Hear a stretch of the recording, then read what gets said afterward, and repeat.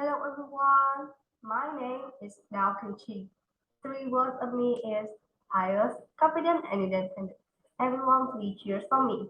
So today we're gonna telling about a story because I don't like to draw and telling about the subject that I learned it on the Pagoda. So today we're gonna telling about the story. The story's name is The Matches Girl and you can see the Vietnamese subtitle on the screen. First, let's look inside the movies. There's a little girl who walk down the road by the Noel Eve. She's very cold because she's been starving and haven't had no food to eat. Then she come nearing a restaurant. She's seeing a, a nice duck who has which had been grilled and the smell is very good and she's dreaming that she wish that she can eat duck that grilled duck but she no way because she's have no money. The money doesn't even cannot pay for a half duck. So she left. She come into a house, a woman house, and she asked it for a matches. And the woman's very angry and saying, "Get out of my house," because her house get enough matches.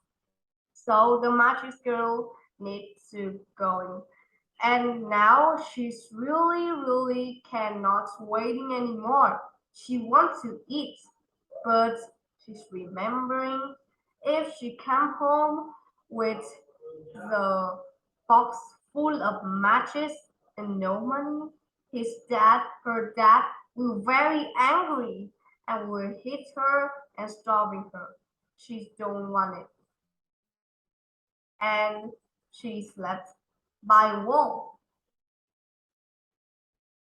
A wall looked by a brick. Follow me.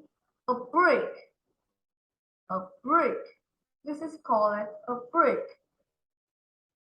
A brick can build a house, a wall, and so more many things by brick. And she sit down. She took out one matches and she lighting the first matches. And she's seeing an oven. It's very warm and cozy.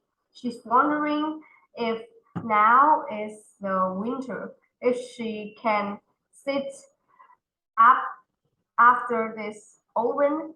It will be very comfortable. But no way, because the matches has been turned off.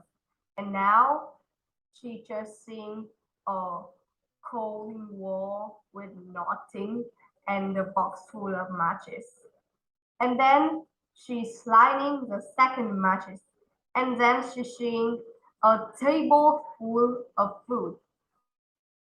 And because she's very starving, so she's seeing on that table the food is come to her mouth, but then the matches turn off, and now she just seeing a coated wall again.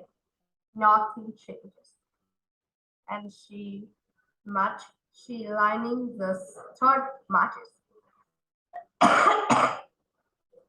and the special things has been seen.